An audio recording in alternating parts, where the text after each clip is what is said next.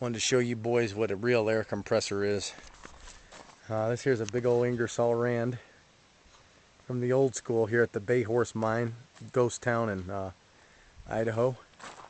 Look at that motor there, eh? Big old electric motor. You get that? General Electric. Tri-clad induction motor. I had a couple old induction motors. They're heavier than hell, but man, they run nice and smooth and work great. Somewhat inefficient today with the old school magnets in them. Because now that everything's using rare earth. But what a compressor there, eh? Wow. That'll deliver some air, no doubt. These here are the chutes coming out of the mine, which as they mined it, it would go. The raw aggregate would go via conveyor, which the initial conveyor coming out of the mine, I believe, was delivered by a belt system like this right here, which has these metal cups on it that go through that pulley, and then you could see it's like a nylon rubber belting that held them together, and all those things there would deliver it to the surface. The aggregate, raw aggregate, would just set right in one of these cups, and you'd have a belt however many hundreds of feet delivering that.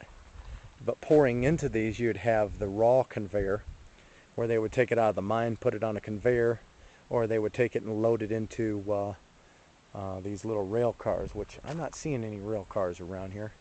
It could be that they were using these here as well, which were delivered via chain like that right there. Here's an actual wheel that dug right into the ground. But you'd have a chain like that, and these buckets here would be hooked right there on those end pins, and they'd load them buckets up, deliver them right to the top, or to wherever the base is, where they would pick up on those little conveyors right there.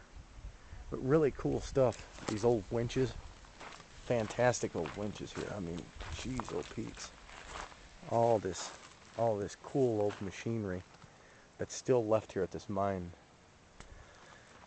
And y'all back east are probably thinking, man, hey, there's a lot of scrap money right there. That's some heavy stuff. But you got to understand, we're in the middle of nowhere, and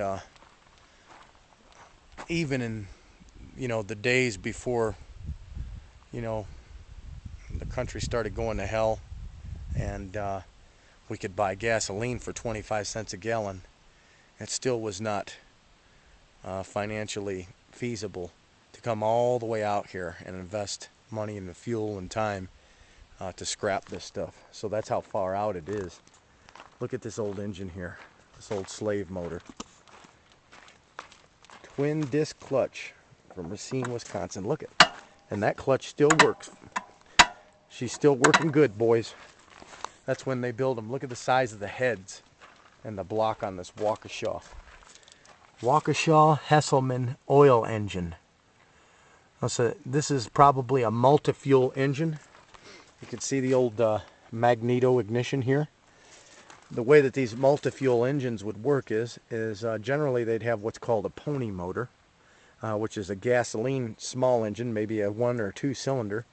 They'd fire the pony motor up, and then you would engage the regular engine. So let's see where the pony motor is. It doesn't appear that this one has a pony motor. Nope, there's an electric starter on it right there.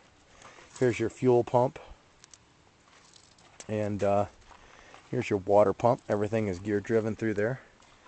But these engines here would run on multi-fuel, which is basically, you could put kerosene, fuel oil, which is an old heating oil that used to be used in houses, or diesel. So they'd run just about everything. Look at there, stainless steel blades on the fan. Let's see if I can get her to turn. Well, all gear drive on the front too, boys. The camshafts and everything were gear driven. All accessories gear driven. No timing chain or belt on these jokers. Here's your water pump right here. The big old filters and whatnot. Very cool old Waukesha engine. Very cool stuff. Yeah. But Bay Horse, Idaho, ghost town, off of 75, State Route 75, in the middle of nowhere, Idaho. Definitely worth a look here, isn't it, Kimmy? Yes, it is. Very cool stuff. Very cool out here. Not many people out here. We got a few folks out here that showed up on four-wheelers, and that's it. It's us and them. So it's probably going to be my last video of this place, but I wanted to really get some because it's so fascinating to be here and checking it out. I'm going to round up the folks and They're coming. are they coming? They're right there. There's our rig right there, Mom's Taurus and the shag wagon. So from Bay Horse, Idaho. See ya!